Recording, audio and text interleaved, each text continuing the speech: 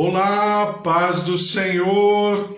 Hoje, quarta-feira, dia 25 de novembro de 2020. Até aqui o Senhor nos ajudou, até aqui o Senhor nos abençoou, até aqui o Senhor derramou do seu poder, da sua vida abundante, até aqui o Senhor nos protegeu, até aqui o Senhor nos supriu, até aqui o Senhor derramou do seu dom perfeito e da sua boa dádiva, né? Como diz a palavra, que todo dom perfeito e toda boa dádiva vem do Pai das luzes. Que Deus te abençoe e seja uma quarta-feira muito abençoada. Em nome de Jesus, sobre a tua casa, a tua vida, a tua família, os teus queridos, os teus afazeres. Eu tenho orado pela tua vida profissional, financeira, porque não está, com certeza, não foi um ano...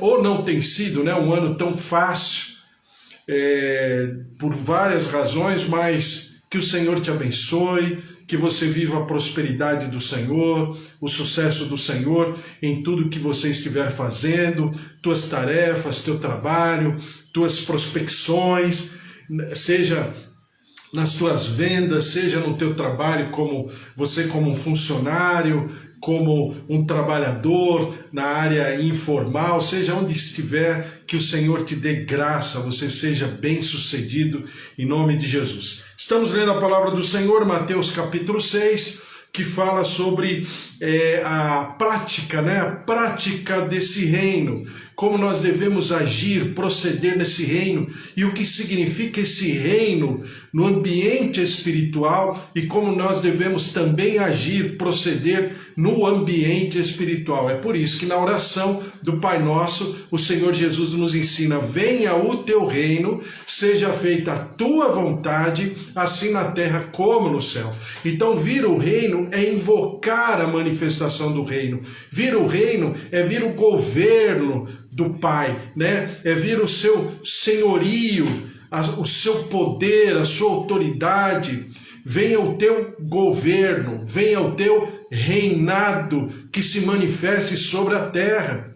É por isso que a palavra do Senhor em Romanos, o Paulo fala o seguinte, que a criação geme e anseia na expectativa da manifestação dos filhos dos homens. Por que na expectativa e na manifestação dos filhos dos homens? Porque quando os filhos... Desculpe, eu falei errado. Filhos dos homens não. Os filhos de Deus. Vou repetir.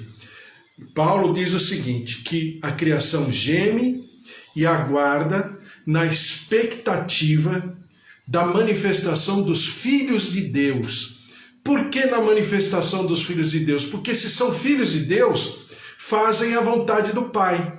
E se fazem a vontade do Pai estabelece o equilíbrio. É por isso que em Romanos capítulo 12, Paulo diz que a vontade do Senhor é boa, é perfeita e é agradável. Por quê? Porque é apenas a vontade do Senhor, é somente a vontade do Senhor que estabelece esse equilíbrio na nossa vida pessoal, na nossa vida familiar, na nossa vida como comunidade, na nossa vida como igreja, na nossa vida como nação, na nossa vida como universo. E essa condição e essa constituição espiritual está sobre aqueles que representam o reino, que são embaixadores do reino.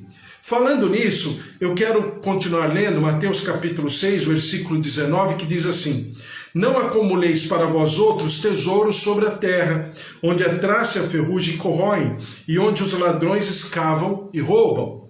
Mas ajuntai para vós outros tesouros no céu, onde nem a traça nem a ferrugem corrói, e onde ladrões não escavam nem roubam. Porque onde está o teu tesouro, aí estará também o teu coração. E a gente já falou muito, eu vou passar já para a próxima passagem, para o próximo tema, mas terminando isso, eu gostaria de ler Romanos capítulo 9, versículo 19. Romanos 9, 19. Romanos 9, 19. Diz assim: tu, porém, me dirás, de que se queixa ele ainda? Pois quem jamais resistiu à sua vontade? Quem és tu, ó homem, para discutires com Deus? Porventura pode o objeto perguntar a quem o fez, por que me fizeste assim? É como já disse alguém, né? É como se o desenho, né? Vamos dizer que vem um pintor ou desenhista, ele pega uma caneta, pega uma folha de papel em branco e desenha ali na folha de papel em branco um desenho, sei lá, o rosto de uma pessoa. E de repente esse rosto dessa pessoa se volta contra o papel e a caneta.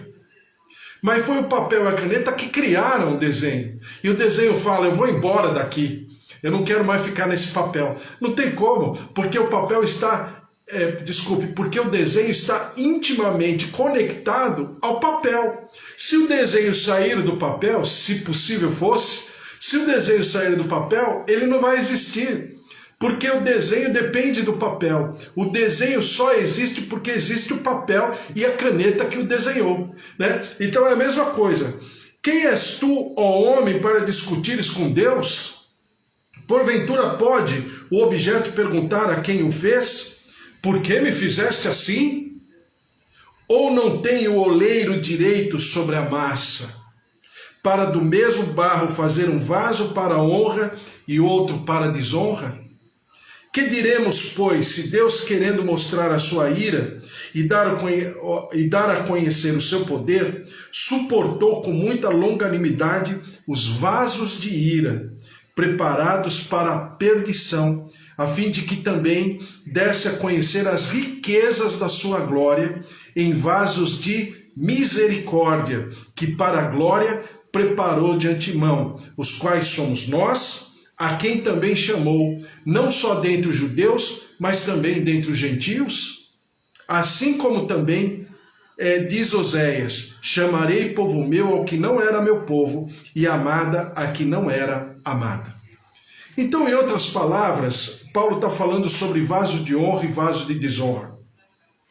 Quando eu leio aqui, não acumuleis para vós outros tesouros sobre a terra, onde a traça e a ferrugem corroem, e onde os ladrões escavam e roubam, mas ajuntai para vós outros tesouros no céu. Então eu falei para você que naquela época os tesouros eram guardados geralmente em recipientes de barro e recipientes de pedra, né? Tipo caixão, né? Tipo baú esculpido em pedra. Obviamente era muito raro os baús, né, esculpidos de pedra, porque era uma arte muito grande, muito pesada e muito, mas muito cara. Somente os sacerdotes, somente, né, a classe muito rica do povo judeu é quem tinha esse tipo de, vamos dizer assim, esse tipo de produto, né, de material. Mas a maioria dos ricos, que também não eram muitos, guardavam as suas riquezas em vasos de barro. E esses vasos eram enterrados em lugares secretos nas suas propriedades, nas suas terras. Então, fazendo uma junção entre o que Paulo fala sobre vaso de honra e vaso de desonra, o Senhor Jesus nos alerta em que nós devemos guardar os nossos tesouros no céu, como se nós fôssemos vasos de honra. E para sermos vasos de honra, honra vem da palavra, né, no latim, honoris, né, que significa, que vem também dessa raiz a palavra honorário, ou seja, pagamento. Aquilo que é devido àquele que agiu, aquele que se posicionou, se dispôs favoravelmente àquela tarefa. Então ele é honrado, ele é honorável, né? Então a Bíblia fala que nós devemos guardar os nossos tesouros no céu. E guardar os nossos tesouros no céu significa estarmos imbuídos de que nós também somos reservatórios das regiões celestiais, porque o reino dos céus também habita em nós. Aí você vai falar, mas como habita em nós? Claro, se o Pai habita em nós, somos santuário de Deus.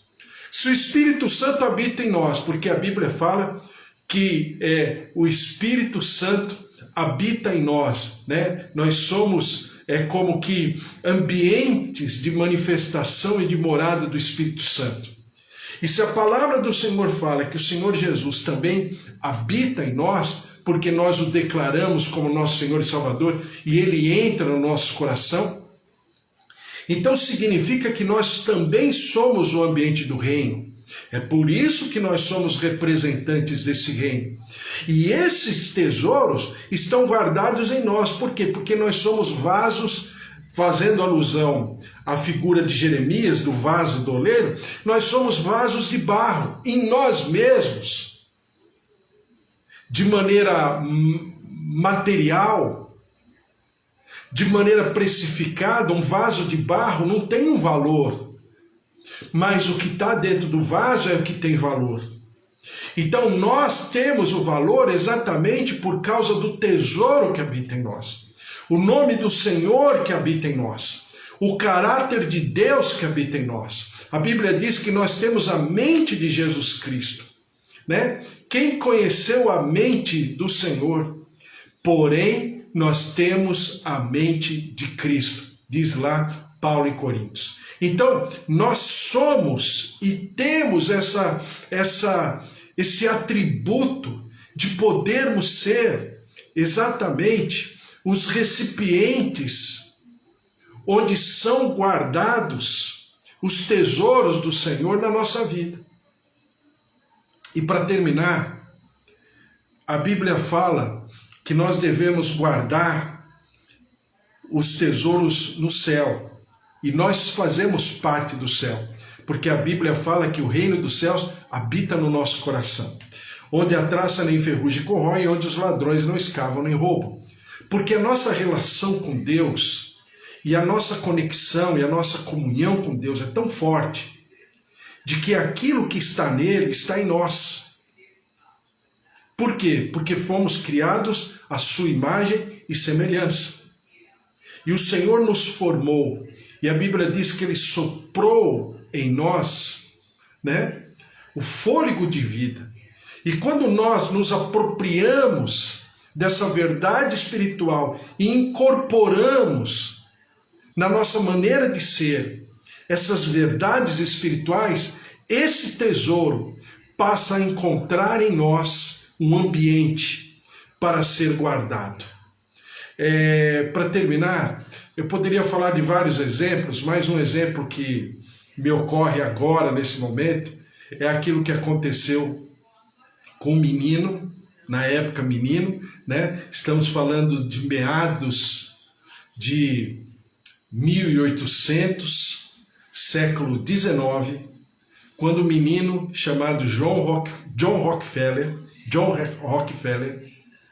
que era filho de um homem trambiqueiro, mas tão trambiqueiro que eles viviam viajando, né, lá nos Estados Unidos, de lugar em lugar, fugindo dos credores, porque o pai de John Rockefeller era um trambiqueiro de marca maior e sempre ficava deixando o seu rastro por onde passava, e as pessoas a quem ele devia iam atrás dele, e ele sempre estava fugindo de cidade em cidade, de região em região.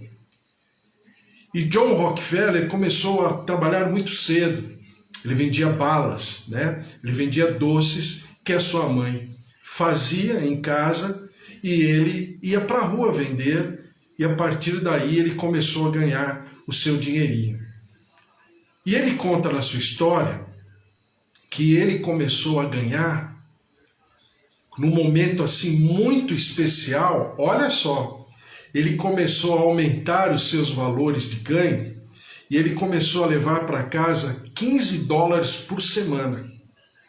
Quando ele chega com seus primeiros $15 de uma semana inteira de trabalho, e na hora que ele coloca diante da sua mãe, porque o seu pai era muito ausente, no sentido de não só como pai, mas como também de custeio, de sustento da casa, e ele chega e entrega para sua mãe, John Rockefeller coloca nas mãos da sua mãe, e a sua mãe fala assim: filho, você pode fazer uma coisa para mim? Ele falou, fala mãe, fala que eu faço. Pega o dízimo e leva lá na igreja para mim. E a primeira vez que John Rockefeller, na sua vida toda como menino, ele teve um valor de $15, ele entregou 10%, ou seja, $1,50, ele levou na casa do Senhor e entregou na casa do Senhor. E tem um monte de livro, um monte de história de John Rockefeller. Basta você ir na internet, você vai procurar um monte de coisa. Mas a maioria dos que contam e falam das suas coisas, das suas conquistas, se esquecem do mais importante. É que a sua vida financeira, por incrível que pareça, não começou porque ele juntou dinheiro, mas começou quando, em obediência à sua mãe, ele levou o dízimo para a casa do Senhor. E a partir daí, toda semana, todos os ganhos que ele ganhava por dia e por semana, ele levava na casa do Senhor os seus 10%. Bom, o resto da história aí todo mundo conta, né? John Rockefeller se transforma, e se ele estivesse vivo hoje, acho que ele morreu em 1935 ou 1937, ele viveu quase 100 anos, ele morreu com 97, 98 anos. A sua biografia conta que se ele estivesse vivo hoje, ele seria o homem mais rico de toda a história da humanidade, ou pelo menos da história, né, moderna da humanidade. Por quê? Porque dizem alguns que a sua fortuna hoje giraria em torno de 1,3 trilhão de dólares, a sua fortuna pessoal. Sendo que todo o conglomerado de empresas da família Rockefeller hoje, ou seja, que John Rockefeller começou, um ano de lucro é mais do que o PIB da maioria dos países do mundo inteiro. Um homem que começou numa situação de desespero, porque o seu pai era ausente, era uma pessoa endividada, um pilantra, né? Uma pessoa que, né, só trazia problema para sua casa, para os seus filhos e para sua mãe. E para sua esposa, desculpe. E John Rockefeller, naquele momento, ele aprendeu com a senhora sua mãe, uma serva de Deus, de que a sua riqueza iria começar onde estivesse o seu coração. Então, quando a palavra em Malaquias, capítulo 3, diz: trazei os teus dízimos à casa do tesouro, é porque realmente a casa do Senhor, a obra do Senhor, né?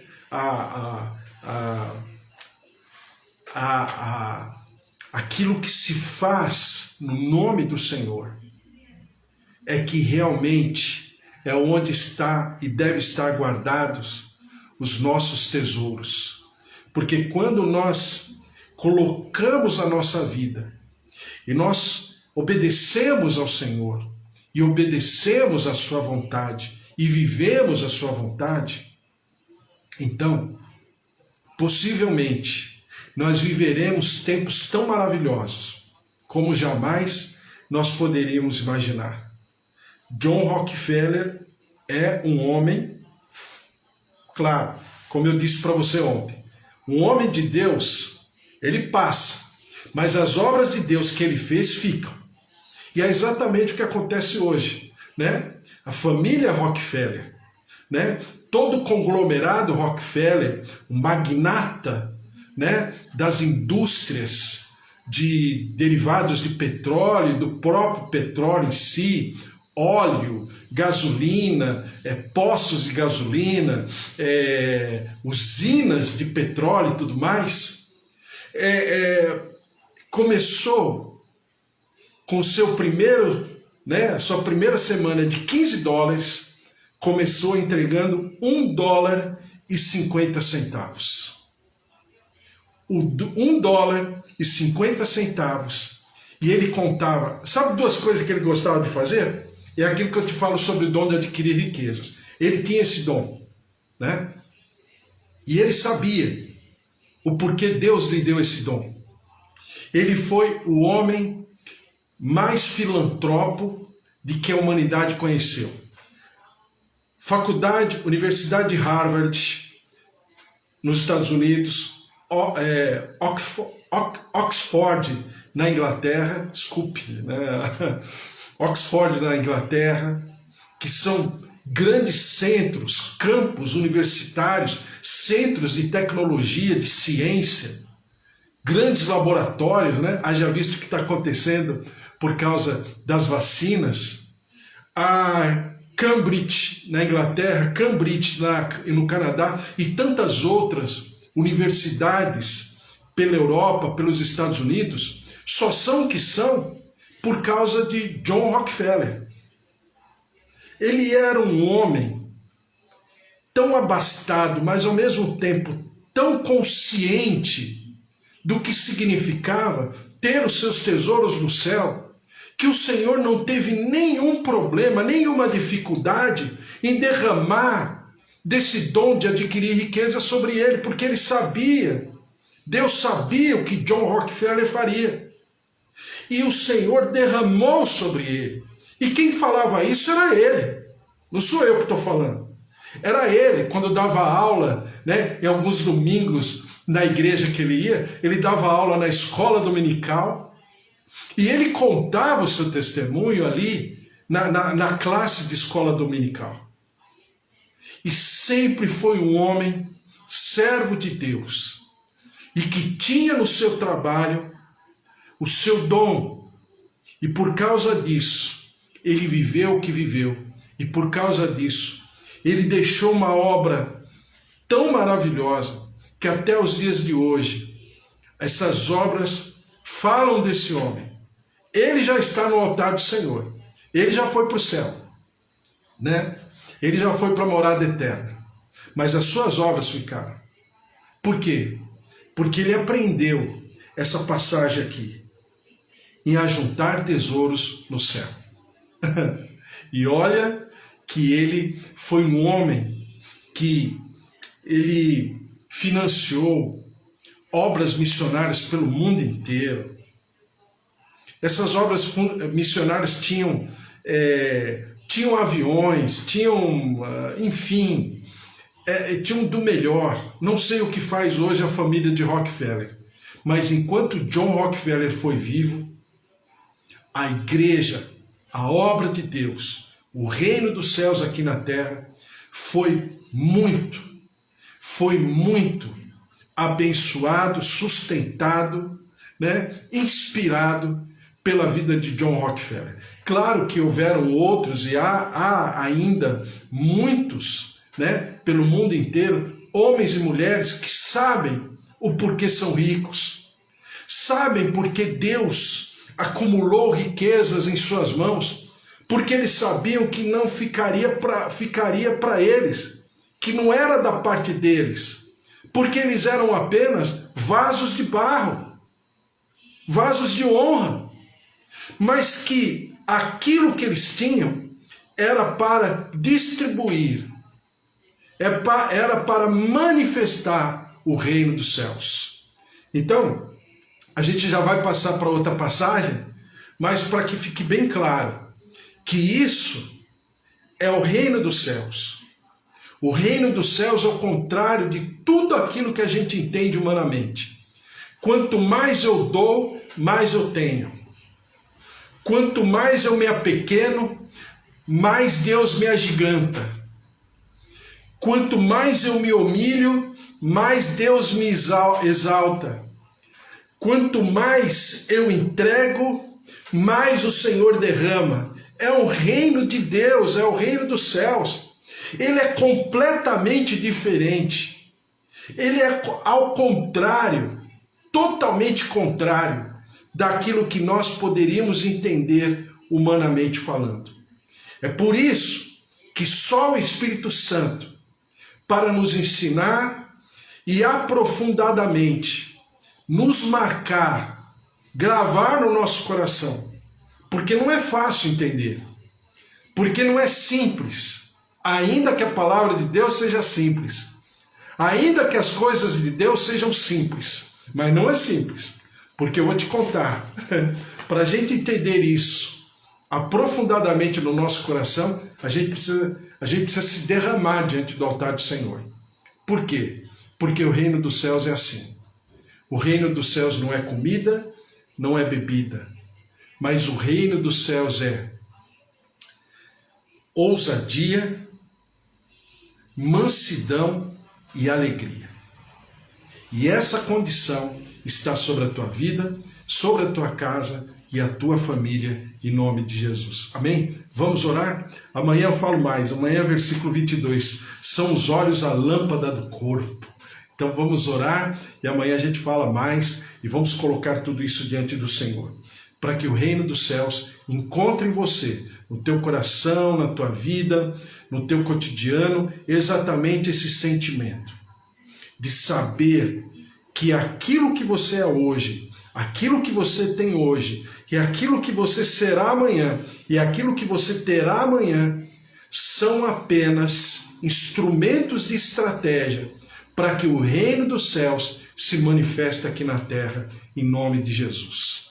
Senhor nosso Deus, nosso Pai, em nome de Jesus eu te louvo e te agradeço por tudo aquilo que o Senhor tem feito e realizado. Tua graça, tua glória, se derramando sobre cada vida, cada servo teu, cada serva tua que está aqui. Minha tia Rosália, minha tia Alzira, o James, suas meninas. Deus abençoe também a Amanda, a Eva, que eu tenho orado pelos negócios, pelo trabalho, o James também, pelos seus negócios, pelas suas empreitadas por aí, que o Senhor abençoe. Também, Senhor, a pastora Júlia, com seus negócios, com seu trabalho, tantos aqui, Senhor, vivendo a cada dia, a Márcia, o Fábio, o Luiz Henrique. Senhor, derrama-te com a tua prosperidade, com o teu sucesso, com essa marca de reino, porque os teus servos sabem, têm consciência do que são e do que representam,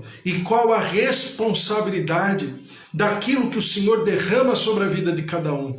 Por isso, ó Deus, derrama-te, dá prosperidade, dá sucesso, vitória, conquista, realização, negócios que darão certo, prospecções, contatos telefônicos, amizades comerciais que se transformem em grandes negócios em nome de Jesus. Derrama-te com a tua graça sobre cada vida, cada família, trazendo cura no nosso corpo, cura na nossa alma, nos nossos sentimentos. Senhor, visita artérias, veias, coração, rins, fígado.